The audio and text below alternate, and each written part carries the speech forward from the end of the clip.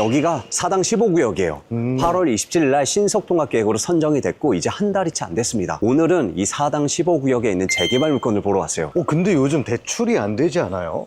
정확히는 우리 97 대출 규제 이후로 매매 사업자로 서울 수도권에 대출이 안 되는 건 맞아요. 근데 어디까지나 매매 사업자예요. 바꿔 말하면 다른 사업자나 가계 대출로는 대출이 된다라는 얘기예요. 그래서 저희도요 전자상거래로 대출해주는 은행을 상담사를 통해서 미리 확보해놨죠. 다만 정부 정책이 또 언제 어떻게 뒤바뀜 될 줄 모르거든요. 그래서 서울 수도권에 투자하시는 분들은 좀 빨리 서둘러야겠죠. 다시 돌아와서 여기가 이제 사당이거든요. 이 사당은요 제가 오래전부터 계속 강조하던 지역이잖아요. 네. 왜냐면 동작대로를 중심으로 동쪽은 서초구 방배동, 그리고 이 서쪽은요 동작구 사당동인데 둘 다 굉장히 노후된 주거 밀집 지역이었는데 어느 날 방배동이 배신을 하고 재개발을 시작하더니 이제 막 아파트가 올라가고 있잖아요. 네. 근데 이거를 사당동 주민들이 그냥 보고만 있진 않을 거라 말씀드렸죠. 그래서 여기저기 이제 막 움직임이 있더니 이제 이렇게 재개발 구역으로 묶인 거예요. 와, 작년인가 말씀해 주셨는데 진짜 그렇네요. 그쵸. 근데 이 사당을 우리가 주목해야 될 이유가 세 가지가 있습니다. 첫 번째는요, 입지가 깡패죠. 아, 그쵸. 입지가 압도적이에요. 일단 이 사당 15구역은 2호선, 4호선이 지나가는 사당역 가기도 편하고요. 4호선, 7호선, 이수역 가기도 편합니다. 근데 2호선, 4호선, 7호선을 모두 이용할 수 있잖아요. 네. 강남 가기 편하죠. 도심권 가기 편하죠. 그리고 여의도 가기도 편해요. 그러니까 어디 일자리 가기가 너무 편한 거예요. 그래서 우리 경기 남부에서 버스 타고 사당에서 환승하시는 분들, 그리고 4호선 타고 올라오신 분들의 꿈이 뭐예요? 와, 사당에서만 살고 싶다. 그만큼 이 사당의 입지는 너무 뛰어나요. 두 번째는 주변에 보시면 노후도가 많이 되어 있죠. 네, 되게 오래됐어요. 네, 오래된 것도 오래된 건데 여기가 지대가 좀 낮다 보니까 상습 침수 구역이에요. 그래서 22년도에 서울에서 엄청난 폭우가 내린 적이 있었잖아요. 맞아요. 여기가 침수 피해가 엄청났어요. 주택 상가 난리 났었는데 그때 피해 규모액만 거의 760억이래요. 엄청나죠? 네. 근데 여기가 입지는 좋은데 사람 살기가 조금은 불편한 지역인 거죠. 근데 우리 재개발 구역 보면 어디가 빨리 진행돼요? 사람 살기 불편한 데가 진행이 빨라요. 네. 언덕이 심하거나 골목이 좁아서 소방차도 못 들어가고, 그리고 이 사당 15구역처럼 상습침수 구역이어서 막 물난리도 나고 이런 데가 빨리 진행이 돼요. 확실한 명분이 있잖아요. 네. 그래서 이게 두 번째 장점이고, 세 번째는요 규모가 큽니다. 이 15구역이 14만 제곱미터예요. 토지 등 소유자가 지금 1,800명인데 네. 여기 3,000세대 굉장히 큰 대단지 아파트가 들어서는 거예요. 와. 이 사당역에 3,000세대가 넘는 대단지 아파트가 들어온다. 얼마일 것 같아요? 20억? 20억이요? 여기 바로 옆에 남성역 있잖아요. 네. 남성역에 가까운 게 두산 위브 트레지우. 그게 한 14년, 15년 됐는데 지금 19억 찍고 올라가요. 그리고 그 뒤로 7년 전에 입주한 레미안 로이파크 있잖아요. 네. 이거 21억이에요. 그러면 사당역에 3,000세대가 넘는 대단지 아파트면 아무리 양보해도 25억 하지 않겠습니까? 20억 하죠. 왜냐면 길 건너 DH방배 35억이잖아요. DH방 35억이에요? 예. 그럼 당연히 25 가죠. 그래서 오늘은 이 사당 15구역에 앞으로 10년 후에 이 3,000세대 대단지 아파트로 변모할 물건을 지금 보러 가는 거예요. 근데 신속통합이면은 조건들이 있잖아요. 맞아요. 신속통합 기획이어서 사실 우리가 일반 거래로 산다라고 하면 조건이 필요하죠. 네. 실입주해야 되고요. 그다음에 무주택자여야 되잖아요. 근데 경매는 그게 필요 없죠. 그러다 보니 우리 다주택자분들이 어때요? 신속통합 기획에 있는 경매 물건을 거의 뭐 시세대로 입찰하는 경우도 있습니다. 근데 이건 어디까지나 빌라인 거예요. 근데 오늘은요 빌라 아니라 주택을 보러 가는 거예요. 근데 우리 재개발 구역 볼 때 많은 분들이 빌라만 보시긴 하거든요. 네. 근데 이 재개발 구역 안에는 빌라도 있고요, 단독주택도 있고, 다가구도 있고, 뭐 상가도 있고, 도로도 있고, 심지어 무허가 주택도 있어요. 조건에 따라서 입주권이 나오거든요. 근데 우리가 빌라에만 집중할 필요는 없는 것 같아요. 물론 우리가 처음이고 초보이면 소액으로 초보가 하기 쉬운 게 빌라죠. 네. 그리고 빌라가 장점이 있어요. 대지권 대비해서 감정평가를 잘 받아요. 다만 단점은 추후에 평형 신청할 때 승인에서 좀 밀릴 수는 있어요. 나는 전용 84 하고 싶은데 전용 59밖에 못하는 일이 생기죠. 근데 우리 단독주택 같은 경우에는 대지권이 좀 크잖아요. 네. 토지가 크잖아요. 그래서 장점이 있어요. 토지 크기에 따라서 나중에 1+1도 가능하고요. 그리고 이주비 대출이 잘 나와요. 그리고 뭐 2주 전에 우리 월세로 버틸 수 있다는 또 장점도 있죠. 네. 근데 다만 단점은요, 빌라 같은 경우에는 초기 프리미엄이 굉장히 많이 붙어요. 그래서 단계 진행될 때마다 푹푹푹 상승을 합니다. 하지만 단독주택이나 다가구는요, 상대적으로 초기에 투자금이 많이 들어가다 보니까 이 프리미엄이 많이 붙지는 못해요. 근데 이걸 바꿔서 생각해봐요. 어차피 내가 매수자라고 하면 현재 가치보다 프리미엄이 덜 붙은 단독주택을 산다라고 하면 가치보다 더 저렴하게 살 수 있는 거잖아요. 그렇죠. 네. 그리고 이 단독주택은 또 장점이 뭐예요? 추후에 평형 신청할 때 순위가 위에 있으니까 네. 내가 원하는 평형대를 먼저 선점할 수도 있잖아요. 아. 그게 장점이죠. 그래서 재개발 구역에 있는 단독주택이나 다가구는요, 초기에는 투자금이 조금 많이 들어갈 수는 있지만 현재 가치보다는 좀 저렴하게 사고 추후에 내가 원하는 평형대를 먼저 가져오겠다 하시는 분들한테는 맞는 물건이겠죠. 아, 그게 대지권 순서예요? 감정평가 우리 대지권이 많으면 감정평가를 높게 받을 수 있으니까. 네. 그리고 심지어 단독주택이 경매로 나왔다라고 하면 우리 시세조사는 해봐야 되겠지만 빌라보다도 초기 투자금이 덜 들어갈 수 있어요. 그래서 물건을 한번 좀 보러 갈 텐데요. 어쨌든 2주까지는 우리가 실거주를 하든 아니면 누군가 임차를 맞추려면 사람이 살만한 집이어야 되잖아요. 네. 사람이 살만한 조건을 갖추고 있는지는 한번 보러 가야겠죠. 네. 일단은 위치는 괜찮은 것 같아요. 제가 미리 좀 파악을 해봤더니 사당역에서 도보로 11분이고요. 그리고 7호선, 4호선, 이수역에서 8분 거리예요. 게다가 지금 어때요? 평지입니다. 네. 그래서 누가 살기에는 괜찮은 위치에 있는 거죠. 너무 좋죠. 네. 그리고 이쪽 골목으로 들어오니 오늘 물건이 보입니다. 아, 사랑제 빌라라고 써있네요. 네. 중간에 전체적으로 리모델링을 한번 한 것 같아요. 그러니까 내부만 손댄 게 아니라 지금 외관도 손댄 게 좀 보이세요? 네. 이게 왜냐하면 1975년도에 지어진 건물이에요. 그러면 50년 됐잖아요. 50년이 된 외관은 아니죠. 네. 물론 부분 50년 되어 보이는 부분이 있어요. 있지만 전체적으로 리모델링 했고 여기 보시면 문도 바꿨죠. 오. 그리고 전체적으로 이 외벽 마감도 다 바꿨어요. 그리고 이 프레임 보이세요? 네. 이거 아마 없었을 거예요. 보니까 좀 새 거죠. 네. 한 4년, 5년 된 것 같습니다. 이게 있으면 또 장점이죠. 비도 그쵸. 피하고. 그리고 계단도 위험하지 않도록 보강공사 다 했고. 그리고 문도 지금 다 바뀐 거 보이세요? 아, 네. 현관문도 바뀌었네요. 그렇죠. 101호, 201호, 202호 있고 이쪽에 102호 있거든요. 방화문 다 바뀌었죠. 네. 그리고 프레임들 보세요. 샤시 다 바뀌었죠. 화이샷이네요, 다. 네, 바뀐 지 얼마 안 된 것 같아요. 네, 카페 느낌 나요. 살짝 카페 느낌도 나죠.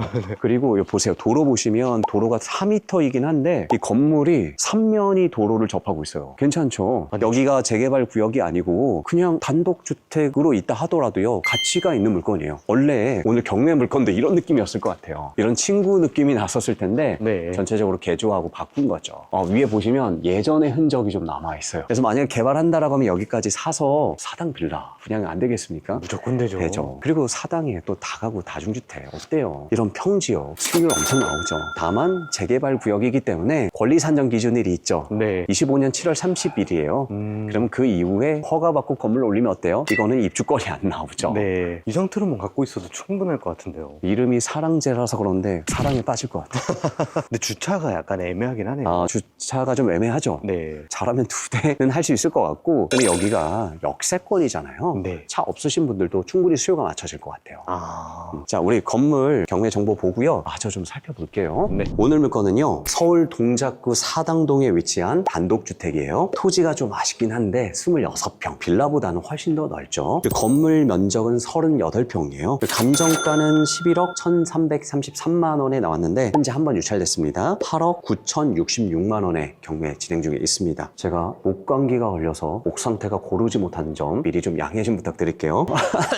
21년 1월 19일에 설정한 근저당이 말소 기준 권리고요. 임차인이 3분 계세요. 모두 대항력이 없어요. 근데 그나마 다행인 거는요. 제가 지금 채권 금액이랑 배당 순서를 봤을 땐 임차인 1층, 2층에 2분 계신데 모두 배당 받아가실 것 같아요. 낙찰 금액에 따라 좀 달라질 수는 있긴 하지만 웬만해서는 좀 다 받아갈 것 같거든요. 다행이죠. 다행이죠. 네, 모두 다 받아가셨으면 좋겠습니다. 그리고 매각 물건 명세서 상에는 특이사항이 없어요. 하지만 우리가 건물의 히스토리를 알기 위해서 등기도 펼쳐봐야겠죠. 네. 등기 좀 보면 이 물건이요. 현재 소유자께서 21년도에 경매로 낙찰받았던 물건이에요.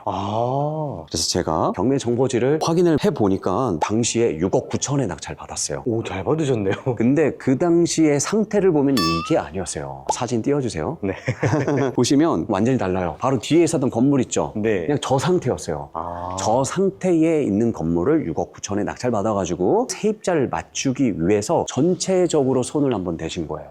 리모델링을 완전히 하신 거죠. 외관도 손대고 프레임도 세우고 현관문, 샤시, 내부 수리까지 다 한 거죠. 물론 이제 내부 수리는 어느 정도 했는지는 아직은 확인된 바는 없지만 네. 임차인분이 계시다라고 하면 우리 만나서 한번 얘기해 봐야겠죠? 네. 전체적으로 손을 댔다인 거죠. 근데 뭐 어떤 이유인지 모르겠어요. 이 건물의 가치가 충분히 있는데 현재 1층에 살고 계신 분이 전세로 살고 계시는데 임차 보증금을 못 돌려받아가지고 강제 경매 신청한 상태예요. 그래서 채권 금액이 크진 않아요. 그리고 내부를 건축물 현황도를 통해서 살펴보면 좋겠는데 네. 아무래도 50년 된 건물이다 보니까 현황도 자체가 없어요. 직접 네. 확인하는 수밖에 없네요. 네, 일단 그려진 거는 있는데 1층은 방 3개 그리고 2층이 원래 1층이랑 면적이 동일한데 방 2개로 좀 나눠놨어요. 원룸일 수도 있고 뭐 1.5룸일 수도 있을 것 같아요. 크기는 102호는요? 102호는 건축물 대장상에서는 드러나진 않거든요. 근데 건축물 대장 보니까 지층이 있어요. 아마 저 102호가 지층이지 않을까 싶긴 하거든요. 공부상 주택으로 돼 있어요. 그럼 장점이 있죠. 세를 더 받을 수 있네요. 아니요, 이게 사람이 살만한 공간은 안 될 것 같아요. 그래요? 물론 102호를 어떻게 나눠놨는지는 모르겠는데 건축물 대장상의 지층은 굉장히 작아요. 네. 그냥 창고에 창고. 다만 공부상 주택인 거예요. 만약에 우리가 가계대출을 받는다라고 하면 현재 서울 수도권 어때요? 6개월 이내 전입 조건 있잖아요. 지층에 전입을 하는 거예요. 아. 어차피 사람이 살만한 공간이 안 되거든요. 괜찮죠? 괜찮죠. 일단은 문이 좀 잠겨져 있었죠. 네. 함부로 좀 들어갈 수가 없다라는 게 좀 단점이네요. 근데 진짜 신경 많이 쓴 게 보이는 게 이런 조경까지 다 해놓으신 네, 조경까지 해놨어요. 대나무 같은데요? 오. 팬더 키워도 될 것 같아요. 임차인을 만나려면 네. 지금이 아니라 좀 저녁 시간대 불 켜진 거 보면서 벨을 한번 좀 눌러봐야 될 것 같아요. 강제경매 신청한 그 호수를 찾아가면 잘 설명해 주시겠네요. 네, 아무래도 101호를 방문하시는 게 좀 나을 것 같아요. 이게 일반 다가구의 키패드랑 동일하긴 한데 아이고 담을 넘어갈 수도 없고요. 그러니까요. 아무래도 저녁에 다시 와야 될 것 같습니다. 네. 옛날 주택은 그래도 들어갈 수는 있는데 네. 문을 좀 바꿔놓으셔가지고 잠금 장치를 좀 해놨어요. 이 사이로 볼 수 있잖아요. 사이로 좀 비춰주세요. 잠깐 일로 와보세요. 여기 보시면 문 보이세요? 네네네네. 이게 아마 공부상에 나와 있는 지층인 것 같아요. 아, 그러면 저 1층이 방 3개라고 생각했는데 102호 같은 경우에는 원룸으로 따로 빠져 있을 수도 있을 것 같은데요. 아. 근데 현재 임차인 현황에 보면 102호에는 사람이 없어요. 소유자가 살고 있을 수도 있어요. 전입만 안 해놓은. 있을 수도 있죠. 그렇죠. 예, 아주 예전에 그냥 창고 형태로 쓰지 않았을까라는 생각은 듭니다. 여기 보시면 화장실이 2개가 있잖아요. 네. 102호 화장실인가요? 아니면 주방 창일 수도 있는데 102호가 왠지 원룸인 것 같기도 하네요. 아, 그러네요. 그러면 배교에 실외기는 없을까요? 실외기.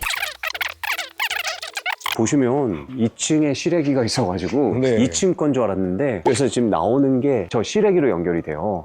여기 에어컨이 있다는 얘긴데요. 오, 진짜 사시나 보네요. 네. 그리고 우리 가스레인지 위에 뭐가 있어요? 후드. 후드에서 이제 열이 나와야 되잖아요. 네. 여기 빠져 있거든요. 1층 건 또 따로 있고요. 아. 그래서 아마 방이 하나 있는 것 같아요. 아, 그러네요. 이것까지 우리 월세도 받을 수 있겠는데요? 오. 전입 안 하는 조건에도 들어오시니까 제가 전입해놓고 맞춰도 되겠네요. 그쵸. 와, 신기하네요. 아, 더 살펴보지 못한 게 좀 아쉽습니다. 그니까요. 좋은데요? 방송 중단할까요?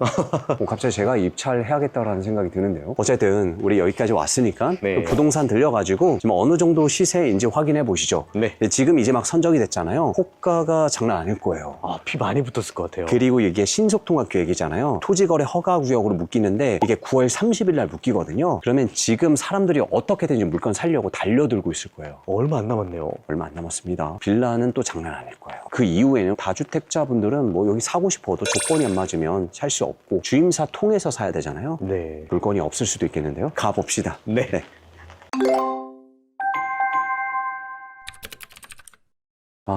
우리 강 PD님이랑 임장 올 때마다 비가 와요. 저만 나오면 비 와요. 어쨌든 우리 부동산 지금 들렸는데 와, 장난 아니죠. 와. 몇 군데 돌아봤는데 일단은 매물이 없어요. 그러니까 돈이 있어도 못 사요. 작업 들어간 물건들은 이미 임자가 좀 있어요. 있는 물건들도 지금 물어보니까 최소가 9억 10억이야 3룸은. 와. 여기 전세 맞추는 게 3억이거든요. 네. 그러면 초기 투자금이 얼마예요? 7억. 7억이에요, 7억. 지금 투룸 나올 게 하나 있다고 하는데 걔 매매가가 7억이래요. 전세 한 2억 맞춰진다고 하거든요. 5억 필요하죠, 투룸도. 진짜 평당 1억이네요. 지금 평당 1억에 평당 1억. 근데 그조차도 내가 아무리 돈이 있어도 사고 싶어도 매물이 없다니까요. 그러니까요. 장난 아니죠. 상도 15구역만큼 되네요. 여긴 상도 15구역보다 더 가죠. 사당 15구역이잖아요. 그래도 어느 정도의 가치인지 추정은 해봐야 되니까 네. 네. 실거래를 좀 살펴봤어요. 매물이 없으니까. 일단은 단독주택만으로 봤을 때 토지가 27평이면 비슷하죠. 94년 물건이 13억 5천에 거래가 됐는데 이거는 25년 4월에 거래가 됐어요. 오. 선정 전에. 그리고 31평 물건이 90년 물건인데 11억 9천. 얘도 선정 전에. 대략 계산을 해보니까 평당 뭐 4,400에서 4,500 사이에 거래가 됐죠. 그리고 지금 빌라 매물은 없어도요. 다가구 단독주택 매물은 있긴 하거든요. 25평, 20평짜리 매물이 있어요. 토지가. 네. 일단 기본이 5,500이거든요. 그러면 이 물건 못해도 평당 5천은 간다는 얘기예요. 그쵸. 못해도요. 왜냐면 빌라는 지금 평당 1억이라니까요. 단독주택이기 때문에 평당 조금 더 저렴한 거지 못해도 5천 간다라고 하면 우리 26평이잖아요. 네. 13억 간다는 얘기예요. 그럼 몇 억 저렴하게 나온 거죠? 감정가가 11억이었으니까 한 2억 정도? 왜냐면 감정평가는 선정 전에 했겠죠. 네. 그래서 조금 높여서 됐겠죠. 네. 그래도 감정가보다는 현재 시세는 높아요. 그리고 한 번 유찰됐으니까 지금 8억 9,066만 원이거든요. 와, 이거 진짜 저도 하고 싶은데요. 우리가 만약에 낙찰 받게 되면 임차 세팅을 해야 되잖아요. 네. 내부 상태를 지금 못 봐서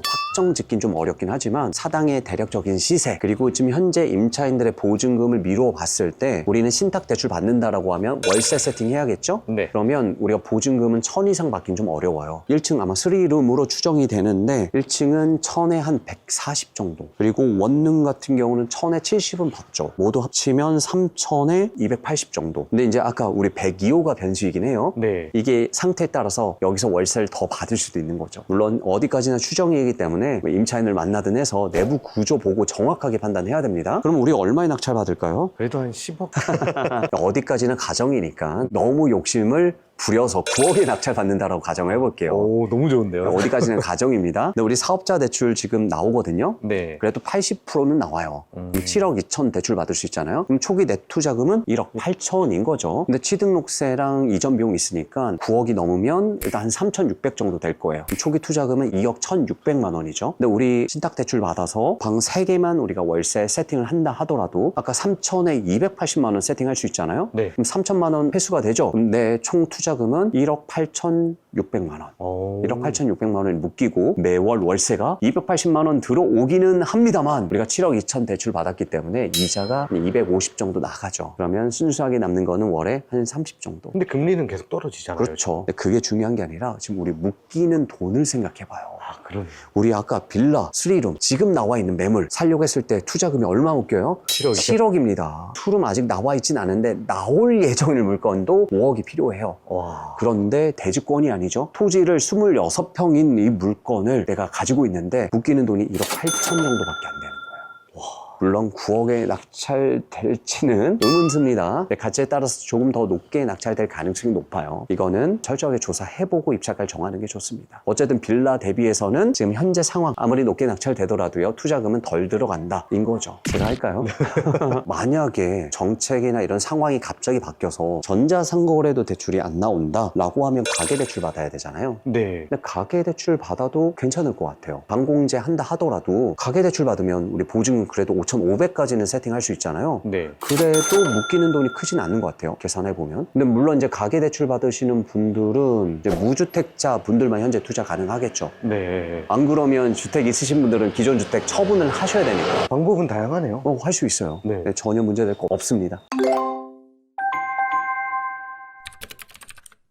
제가 투자하고 싶은 이 아쉬운 마음을 남긴 채 이제 마무리를 좀 하면요. 오늘 물건은 사당 15구역에 있는 물건이었어요. 그래서 이 물건을 통해서 앞으로 여기 어떤 변화가 있을지, 변화 속에서 우리가 무엇을 바라봐야 할지를 살펴봤습니다. 지금 보시는 물건은 50년 된 굉장히 오래된 노후주택이긴 하지만 10년 후에는 이 사당이라는 엄청난 입지에 3,000세대가 넘는 대단지 아파트 한동 한호가 되는 물건을 살펴본 거죠. 우리 재개발 투자는요. 지금의 물건을 사는 게 아니고요. 미래에 입지와 권리를 선점하는 겁니다. 이 차이를 알고 준비하시는 분들만 이 기회를 붙잡을 수 있는 거죠. 저희는 단순히 낙찰만 종용하는 게 아니라 시장 흐름, 트렌드, 시장 변화에 대해서 우리가 어떻게 투자를 설계해 나가고 어떻게 실행할지를 우리 회원님들과 함께 고민하면서 실행하고 있습니다. 지금 97 대출 규제 이후로 시장이 혼란 속에 있죠. 하지만 저희는 627 대출 이후에 이런 일이 있을 거라고 미리 좀 예상을 하고 지금 시기에 어떤 지역에 어떤 물건을 해야 될지 미리 조사를 다 끝내놨어요. 막아놨어요. 그리고 서울 수도권이라고 하더라도 매매 사업자 대출이 막힌 이 상황에서 어떤 식으로 대출 받아야 될지도 미리 조사를 하고 확보해놨죠. 이 정책이나 그리고 이런 규제나 이런 트렌드는요 계속해서 바뀔 수밖에 없습니다. 이런 변화 속에서 뭔가 나 혼자 하기에는 좀 어렵기도 하고 두렵다 하시는 분들은 더 낙찰과 함께 하시면 됩니다. 저희가 평생 낙찰반이 있잖아요. 평생 낙찰반 하시면 1부, 2부 수업을 통해서 1부에선 모든 노하우를 알려드릴 거고 2부에서는 또 물건 추천까지 드리죠. 그리고 이 1부 수업은요 계속해서 평생 재수강이 가능해요. 그럼 이런 변화 속에 맞춰서 저희가 계속해서 수업을 하잖아요. 그때마다 오셔서 수업을 들으셔도 되는 거죠.